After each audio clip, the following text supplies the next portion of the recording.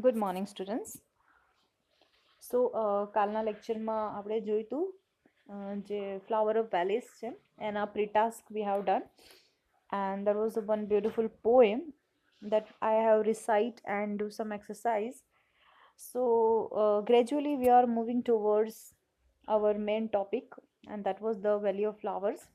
એના ઉપર આપણે ધીરે ધીરે જઈ રહ્યા છીએ and yesterday I have done some of the pre-task because it is a very essential that I have done the what is I taught you two different what is the difference between the sanctuaries and the park. Okay, so of course let we have some revised quickly. કાલે આપણે જોયું હતું કે what is the difference between sanctuary and the national park. So sanctuary and the park both have the one a common thing is that the human activities are not allowed there. Okay, તો ત્યાં human activity એક તો allowed છે જ નહીં, hunting, tree cutting. Okay, so sanctuary in a sanctuary you can move, તમે જઈ શકો, ફરી શકો, but in a national park you have to get a ticket, and in the sense we can say that you have to take permission. Without permission you cannot go there. Okay, in a both place one thing is a very common and secure is that the hunting is prohibited, and that is a very good thing. Okay, and then in a second step we have gone through the poem, beautiful poem, daffodils. The poet himself comparing with the daffodils, and poet is enjoying the jocund company of the daffodils. એ જે poet છે એ ડેફોડિલ્સની કંપનીને enjoy કરે છે, અને કેવી રીતે જે ડેફોડિલ્સ છે એ વેલીઝ છે, રિવર્સ છે, બધી જ જગ્યાએ ફેલાયેલા છે. એટલા બધા ડેફોડિલ્સ છે અને they are dancing, breezing, grazing and they are very happy. Okay, અને આ બધું જોઈને પોઈટ પોતે બી હેપી થઈ જાય છે. ઓકે, પછી નાવ હવે આપણે આગળ આવીએ તો અહીંયા હવે આ એક્ટિવિટીઝ છે એમે તમે કરો તો સારું, because there is no burden of the homework available. તમારામાં કોઈ હોમવર્ક અવેલેબલ છે નહીં. So it is a very good opportunity to enhance your knowledge. Okay, with the pre-task. Pre-taskમાં જેટલા એક્ટિવિટી આપ્યા હોય છે તો અગર તો તમે કરી શકો તો it would increase मतलब it would give you a good handwriting skill. Okay, if you do this. So let we have read it what they have demanding. Draw the flower on your like most. એટલે આ એક gap છે, એક જે તમને bracket આપ્યું છે એમાં લખ્યું છે draw flower you like most. એટલે કે તમને જે સૌથી વધારે ગમે છે એ ફ્લાવર તમે અહીંયા ડ્રો કરો, and why do you like it, અને કેમ તમને ગમે છે. Which characteristic you like most, એમાં કઈ વસ્તુઓ તમને વધારે ગમે છે. એમાં કલર્સ ગમે છે, એના સ્મેલ ગમે છે, એની જે લુક્સ છે એ ગમે છે. ઓકે, સો તમે અહીંયા 2-3 વર્ડ્સમાં લખી શકો છો, એન્ડ એવી રીતે તમારે લખશો તો તમારી રાઇટિંગ સ્કિલ બી એનહેન્સ થશે. ઓકે, હવે અહીંયા આપણે મેઇન આપણા ટાસ્ક એટલે કે મેઇન જે આપણું ટોપિક છે એના ઉપર આવી ગયા. એ જે તમારું છે આપણે flower the valley. You can see in this picture that it is a beautiful picture. You can see there is a mountain, a sky is you can see and you can feel that the sky, like cloud and the earth both are like meeting to each other. એ બંને એકબીજાને મળતા આવે છે એવી રીતે આપણને દેખાઈ રહ્યું છે. And our eyes is going through wherever you can see everywhere the flowers and the flowers. Okay, so let we have read it. Sorry, slide છે થોડું ખસી ગયું. સો આઈ થિંક આપણે બહુ આગળ આવી ગયા છીએ. વેઇટ અ મિનિટ, આપણી જે સ્લાઇડ છે એ થોડી ઉપર નીચે થઈ ગઈ છે, એટલે હેવ સમ પેશન્સ. ઓકે, આપણે 11માં આવવાના હતા બટ મૂવ થઈ ગયું. Okay, so I am moving the slide, થોડું પેશન્સ રાખજો. Okay, 9 we have 11. So yes, I think it is ના હજી 9 ઉપર જ છે. આપણે પોએમ બી બધી કરી નાખી છે, એટલે હવે આપણું આ લાસ્ટ ચેપ્ટર છે, અને એના પછી આપણે જઈશું રિવિઝનમાં. સો રિવિઝનમાં આપણે બધું જ ફર્સ્ટથી ફરી લઈશું, બટ અ ક્વિક રિકેપ કે ભાઈ આપણે બહુ વધારે કંઈક લઈશું નહીં, ફટાફટ એક સાથે 2-3 લેક્ચર આપણે ચેપ્ટર લઈ લઈશું. ઓકે, સો હવે અહીંયા આવી ગયા છીએ. હવે first of all I read the paragraph and then I explain one by one. Okay. Imagine yourself standing at the height of 14,000 feet in the West Himalaya range. All around you and as far as your eyes can see, there are flowers and the flowers. Emerald mountain, green meadows, white clouds, and the colorful pitches of the flowers create a dream-like a panoramic view. What a place is this? Can you guess? Students, I want to tell you something that there is lots of very hard words is given here. So before we start, let me explain the grocery over here. અહીંયા grocery હું તમને થોડું explain કરું, એ તમે અહીંયા જોઈ લેજો કે અહીંયા અંદર જે વર્ડ્સ છે હાર્ડ છે એનો મિનિંગ શું છે એ આપણે અહીંયા થોડા જોઈ લઈએ, એટલે આપણને શું થશે કે ટેક્સ્ટ સમજવામાં બહુ વાંધો આવશે નહીં. રેન્જ ચેનનો મતલબ શું થાય છે અહીંયા જો, range chain a line hill embrowned a bridge green jump, એટલે પોખરાજ. Okay, Pokhraj is a name of one. મેડોઝનો મતલબ છે field of grass and the flowers. Range એટલે અહીંયા જોઈ લો, રેન્જ એટલે ચેન થાય, ચેન એટલે 1થી સ્ટાર્ટ થાય એટલે કે રેન્જ ઓફ ચેન થાય. પછી a line of hill embrowned of bright green gums. પછી મેડોઝ એટલે ગ્રાસ, મેડોઝ એટલે ફિલ્ડ થાય, ગ્રાસ એન્ડ ફ્લાવર્સ. પેચીસ એટલે સ્પોટ્સ, એટલે કે અહીંયા જો અહીંયા ગેપ તમને આપ્યા નથી એટલે સમજવામાં થોડું પ્રોબ્લેમ થશે કે પેચીસ એટલે કે સ્પોટ્સ, ડાઘા હોય એને. સ્મોલ એટલે કે small area, panoramic view, vibrant living things. હવે અહીંયા જે આપણને છે ને વોકેબ્યુલરી બરોબર સમજાવી છે નહીં, એટલે ચલો વાંધો નહીં, હું તમને જ્યારે અંદર આવશે ત્યારે જ હું તમને સમજાવી દઈશ. ઓકે, હવે જે આપેલું છે એ તમને આપણે સમજાવી દઈએ કે ભાઈ અહીંયા એવું કંઈ જો આપ્યું છે નહીં. ઓકે, તો ઓકે ફાઇન, નો ઇશ્યુ, આપણે આમાં જ જોઈએ કેમ કે એ આપણને કન્ફ્યુઝન ક્રિએટ કરે છે. Some of the books have the clear definition. તમારી જોડે જે ટેક્સ્ટ બુક હશે એમાં ક્લિયરલી ડેફિનેટ થઈ હશે, વાંધો નહીં, હું તમને અહીંયા એક્સપ્લેન કરતાં જે હાર્ડ વર્ડ્સ છે હું તમને સમજાવી દઉં છું. ઓકે, હવે અહીંયા જો ઇમેજિન યોર સેલ્ફ એટલે કે તમે વિચારો, તમે પોતાને ધારો કે તમે એક 14,000 ફીટની વેસ્ટ હિમાલયા રેન્જ, એટલે કે રેન્જ એટલે કે ચેન, હારમાળા આપણે ગુજરાતીમાં કહીએ, ત્યાં તમે ઊભા છો ઉપર, 14,000 ફીટ ઉપર ઊભા છો.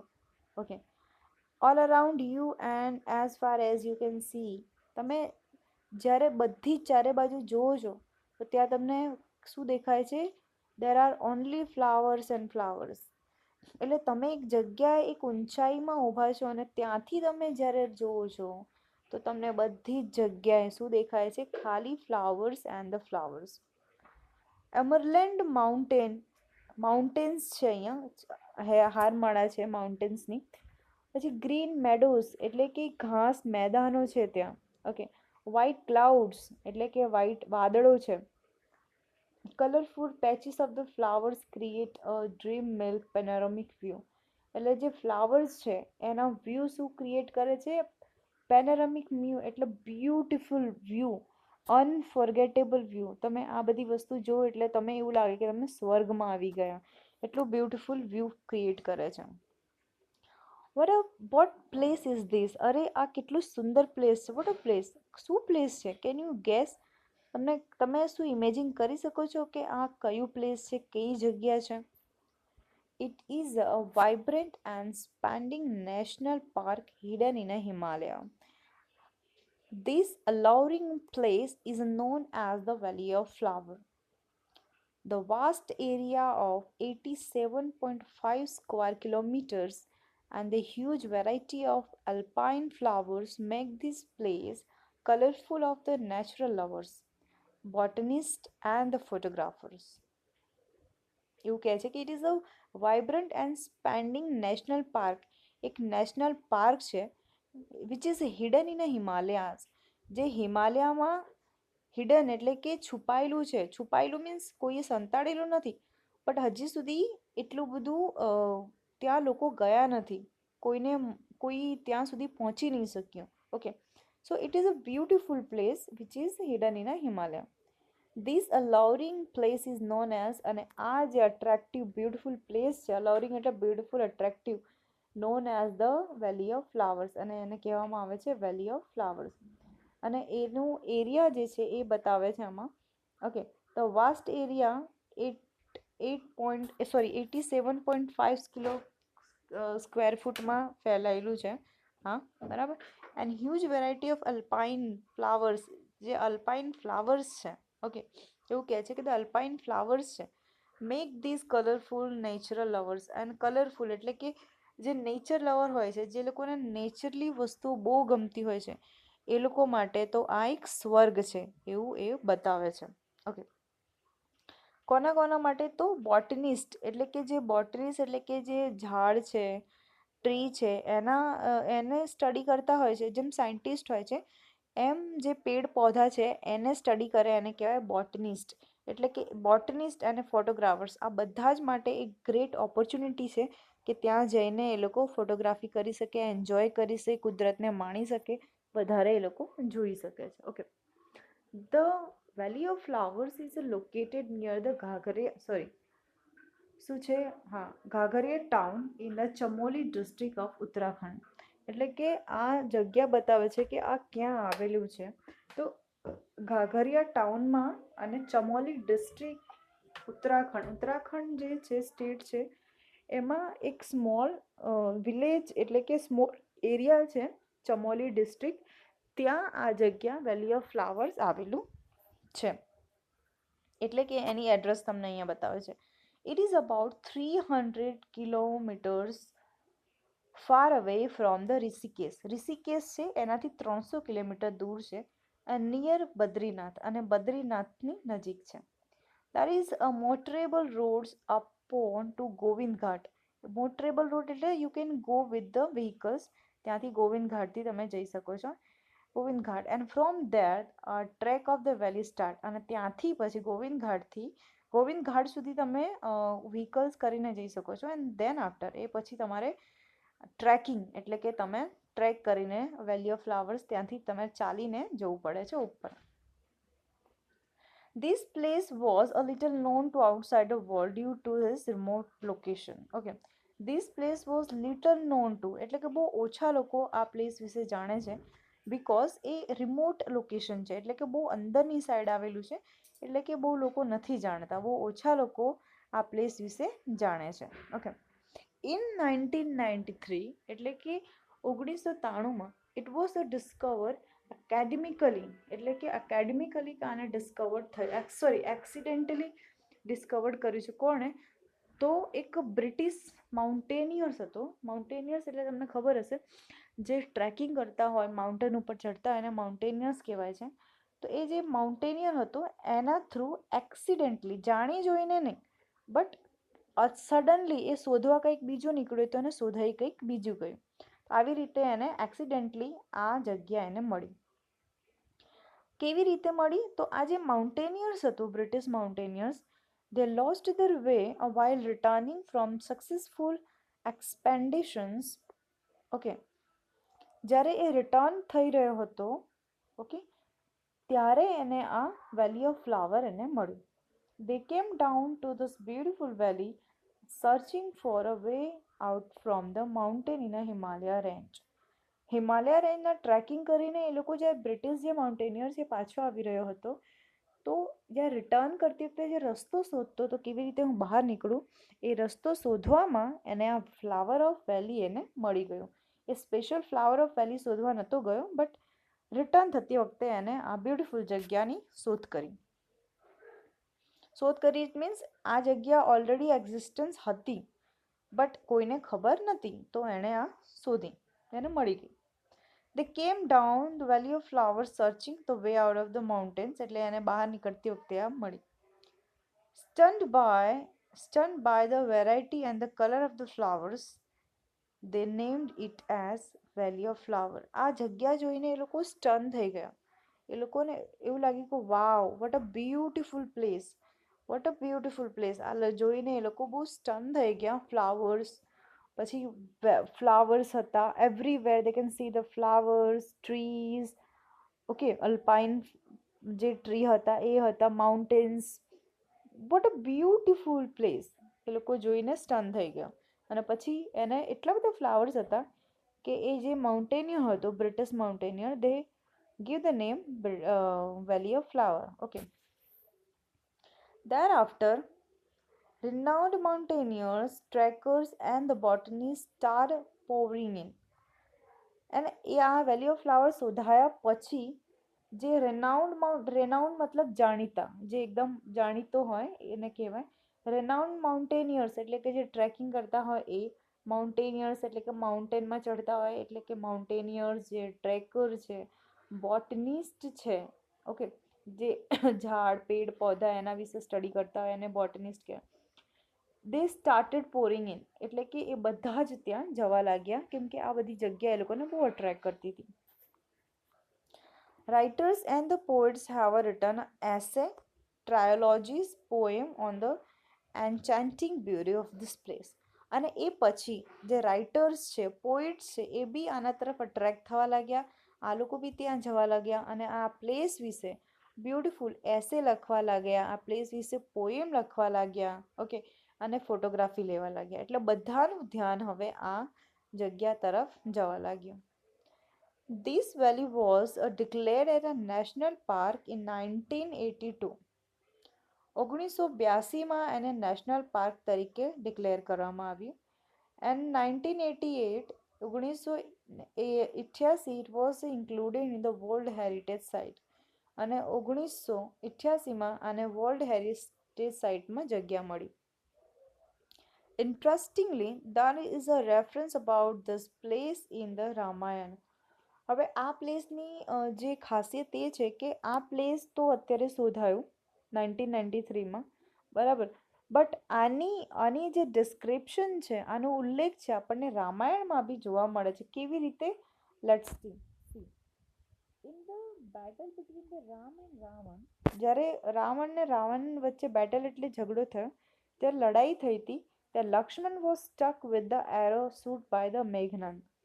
ત્યારે લક્ષ્મણને એક મેઘનંદ દ્વારા એને બાણ વાગવા એટલે કે તીર વાગી ગયું એને.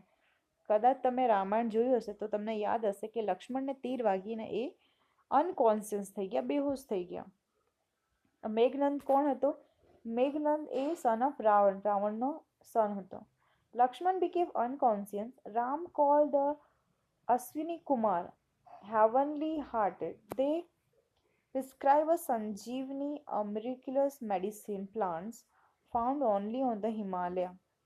તો જે વૈદ્ય હતા, એ વખતે ડૉક્ટરને વૈદ્ય કહેવામાં આવે હતા, એને બોલાવ્યો ને એમણે કીધું કે આ પ્રિસ્ક્રાઇબ એટલે એમણે બતાવવામાં મેડિસિન કે આ પ્લાન્ટથી આ લક્ષ્મણ સારા થશે અને એ પ્લાન્ટ એટલે કે છોડ તમને આ હિમાલયામાં જ મળશે. It was a far away from the Sri Lanka in the north part of the Bharatvarsh. Bharatvarsh એટલે કે ભારતથી એ ખાસું દૂર હતું. Hanuman flew to the place and boat the Sanjeevani along with the hill. તમે કદાચ રામાયણમાં જોયું હશે કે ભાઈ જે હનુમાનજી છે એ ઉડીને જાય છે અને એટલા બધા ત્યાં ટ્રી હોય છે, એટલા બધા પ્લાન્ટ્સ હોય છે કે એમને ખબર નથી પડતી કે ભાઈ હું આમાંથી સંજીવની બુટી કઈ છે. તો એમણે શું કર્યું, આખું જે હિલ્સ છે, આખો પર્વતમાળા છે, બરાબર, જેની ઉલ્લેખ કરી હતી કે ભાઈ તમે આ લઈને આવજો, એ આખો હિમાલય એટલે કે આખા હિલ્સ, આખા પર્વતમાળાને જ એ ઉપાડીને લઈ આવે છે. That place was the valley of flower. અને એ જે વેલી લઈને આવે છે, જે આખું હિમાલય લઈને આવે છે, એ પ્લેસનું નામ છે valley of flowers. Many Indian yogis have come here, એટલે ઘણા બધા યોગી છે અહીંયા આવે છે, and sat for the long years in the meditation. અને ઘણા યોગીઓ છે અહીંયા આવીને મેડિટેશન એટલે કે આરાધના કરે છે વર્ષો સુધી. Such a legends are associated with this a wonderful place. એવું કહે છે કે અરે વાહ, કેટલું સરસ, કેટલા લેજેન્ડ્સ એટલે કેટલા સારી સારી વાર્તાઓ આ જગ્યાઓ જોડે એસોસિએટેડ વિથ જોડાયેલી છે. Nanda Devi and Valley of Flower, the national park, is the official name of this site. હવે આને વેલી ઓફ ફ્લાવર સિવાય આનું નામ શું છે તો નંદા દેવી. નંદા દેવી, okay. It is designed as a center of the plant diversity. The Forest Research Institute in 1992 recorded 600 species of the agnosperm એટલે કે 600 જાતિઓ, સ્પેસીસ એટલે કે જાતિઓ ફ્લાવર્સ પ્લાન્ટ્સની, 300 petrifrophy એટલે unrolling form in the valley surrounded. The botanists discovered 58 new plants. Many of these species are globally treated. Spaces એટલે કે જાતિ ફ્લાવર્સની, જે જડીબુટી છે મેડિસિનની, આ બધી એને કહેવાય species. Okay. Many of the species are globally treated એટલે આમાંથી ઘણી બધી વસ્તુઓ છે જે આપણે અત્યારે હાલના યુઝમાં લઈએ છીએ. In 1988, 31 species of the range endangered categorized were identified in this park. Okay. Local village people are found to use a 45 medical plants. એટલે અહીંયાના જે ત્યાંના જે લોકો જે આજુબાજુના લોકો રહે છે એરિયામાં, એ લોકો એમાંથી 45 પ્લાન્ટ્સ એઝ અ મેડિસિન તરીકે યુઝ કરે છે. જેમ કે Brahmakamal is the most famous flower for the medical use. ત્યાંનું એક બ્રહ્મકમલ ફ્લાવર જેનું નામ છે એને મેડિકલ યુઝમાં બહુ યુઝ થાય છે. Okay okay flowers four medical use and as a religious offering એટલે કે ધર્મની રીતે જોવા જોઈએ તો આ ફ્લાવરને ગોડેસ એટલે કે ભગવાનને ચઢાવવામાં બી આવે છે. નંદા દેવી એન્ડ સુનંદા દેવી એ બી ભગવાનને ચઢાવવામાં આવતું ફ્લાવર છે. The dominant family in the valley of flower is Astraceae at the family of the sunflower with the 62 species.